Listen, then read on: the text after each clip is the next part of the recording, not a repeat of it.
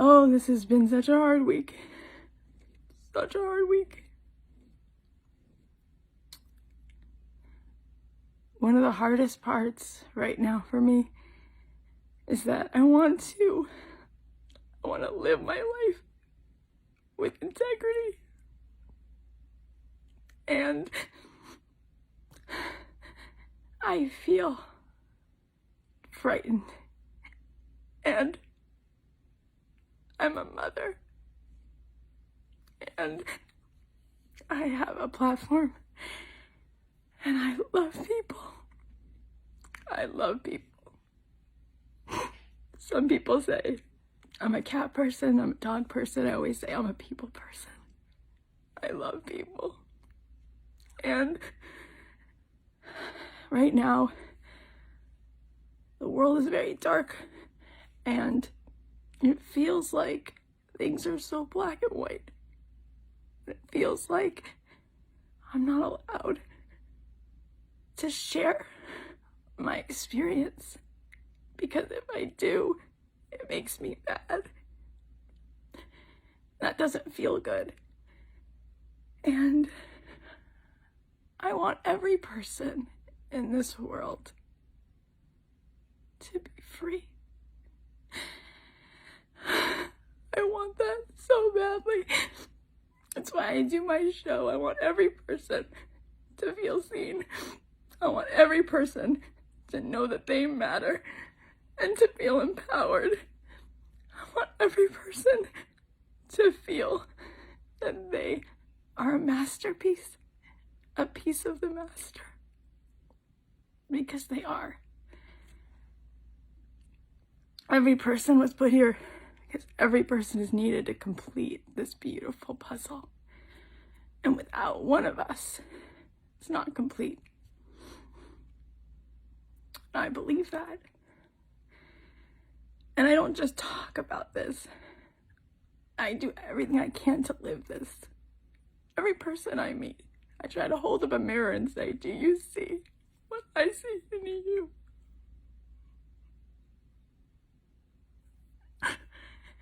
And I never, ever see things one way. I'm a Gemini, and I love that about me because I always see both sides. Always. Because there are always two sides to see. And when I was in college, I went on a Birthright Israel trip. And I walked in that land. And I felt it. There's something so powerful there. There's a reason why 3-4 of the biggest world religions, people love that land. There is grace. And I loved it so much I went back after college. And I thought I was going to stay for a few weeks. I stayed in Israel for almost 3 years. And that thing I said before, you're a masterpiece, a piece of the master, that you're needed. I learned that in Israel. I learned that from my Rabbi David Aaron, one of the kindest human beings who I speak to almost every day on WhatsApp, who lives in Jerusalem. I met so many good people. I met so many good Arabs, so many good Jews. I saw them work together, hug each other, be friends with each other. And when I got there, I said, why don't they show this on the news? And I saw a gay pride parade in Jerusalem. And I said, oh my gosh, I'm so proud to be part of the only place in the Middle East where people can be openly gay. And I saw women in government. Israel's already had a female prime minister. I saw things. I saw things I had never seen. And I hear people talking and tweeting, and I feel like there's no nuance to anything. It's like, this is bad and this is good. This is bad and this is good. In 2005, when I lived in Israel, Israel pulled all the settlements out of Gaza. And people were taken out of their homes. And it was a really intense time. Because a few years before that, when I was living in Israel, there was an intifada and the Sbarro pizzeria was blown up. There were a lot of Americans killed in a lot of those bombings. It was a very intense time. But a few years later, they gave back Gaza. And one thing I saw with my own eyes were houses in Gaza, beautiful houses that were left for the Palestinians, and a desalinization plant where Israel had figured out the technology to be able to desalinize the Mediterranean to make clean drinking water. And this factory produced so much great infrastructure.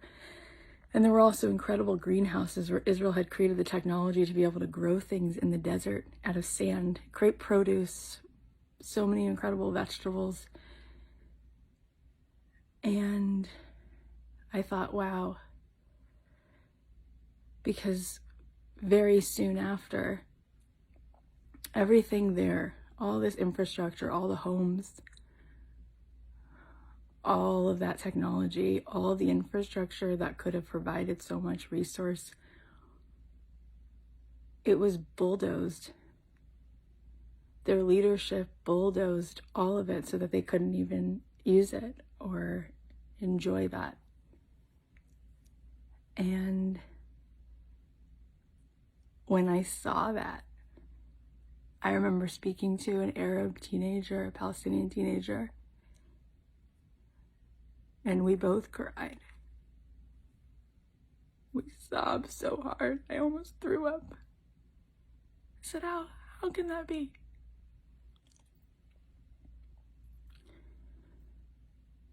There's so much that I could say. I could speak about this for hours on end. But what I know is that there is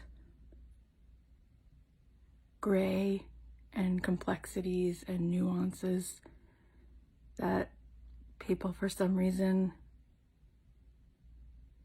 they're not only not talking about, but things are starting to be really terrifying for Jews around the world. And in the last week, there were Jewish people who were literally accosted just sitting in front of a restaurant in LA, sitting at a restaurant in New York, walking across the street. A man was shot and killed in Baltimore. And hate crimes are up 438% for Jews around the world. And you should see what's going on behind the scenes. We're being told that schools, Jewish kids, things that are happening in ways that people need to protect ourselves, things that are happening, threats, real, incredibly crazy things where we were living the last 17 years in Pico Robertson and near Beverly Hills. There were reports of people going looking door to door for houses with mezuzahs,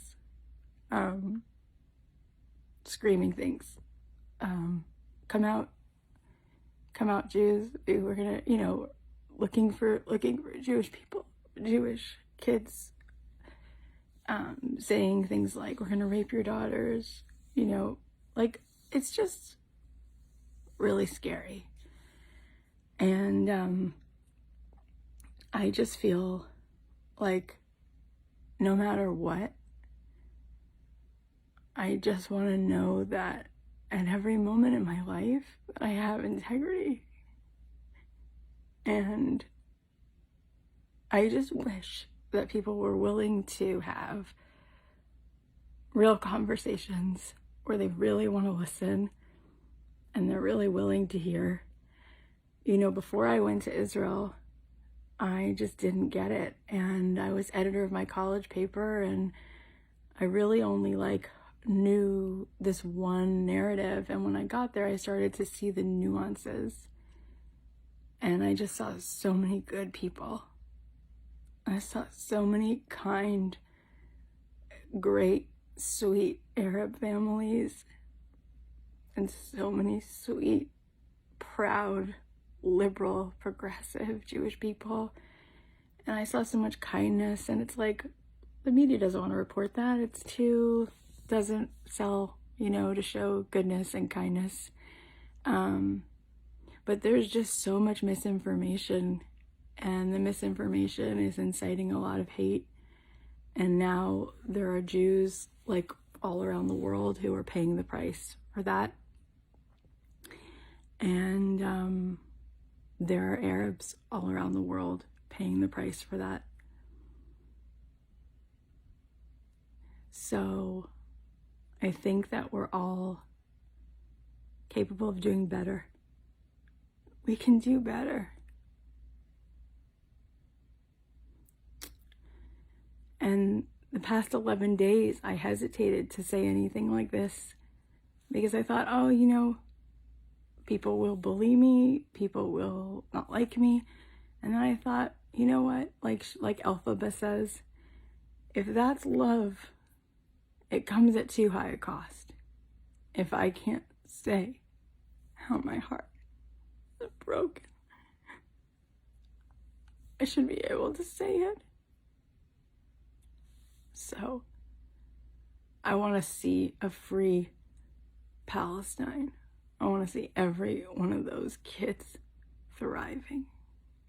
And I want to see a free Israel where people are completely safe. And I have so much that I know about this situation, but to go into point by point by point, I'd like to sit down and have a cup of coffee and be able to spend the time to really share and discuss it. But suffice it to say, there are a lot of nuances. And suffice it to say this, I'll just say this. My whole life, I wanted to know what unconditional love felt like. And when I went to Israel, what I learned about goodness, what I learned about love, Rabbi Aaron says love is not earned. If it's love, it's just given. It's a gift. You don't have to earn it. And the Torah that I learned for 2 years gave me the insight that I pour into my work that teaches me to love completely unconditionally and to fight with every breath for humans to see their value. And I charged that battery inside of me and grew in that way in the time I spent in Jerusalem. And so to think that we can paint this with one brush feels very off and very much not my experience. And so I pray that we have the right clarity and the right leadership on both sides, that we start to see things really come together in the best way. Because I know that we can do better. And I guess I just wish that I could take every person with me and show them a taste of what I saw. Because I've never seen goodness like that. And There's people who need us. And we have such luxury here. Such luxury. We're thousands of miles away. And so we just need to be so respectful that what we say contributes to kindness and peace and goodness and doesn't propagate one-sided narratives that incite hate and don't really tell the nuanced full story of what's actually going on, because there's so much. I was talking to a friend about the other day and she's like, that's what's really that? Well, what about this? And I said, well, it's this. And she said, and that? I said, well, here's this fact. And she's like, I didn't know that. She goes, oh my God, there's so many more pieces to this. I wish I would have known that before I just read this. I'm like, don't just read headlines, like really study it, like really look at this, and this, and you'll start to see certain things add up to get you to a different answer. So, wishing everybody a Shabbat Shalom, freedom and peace and safety. And thank you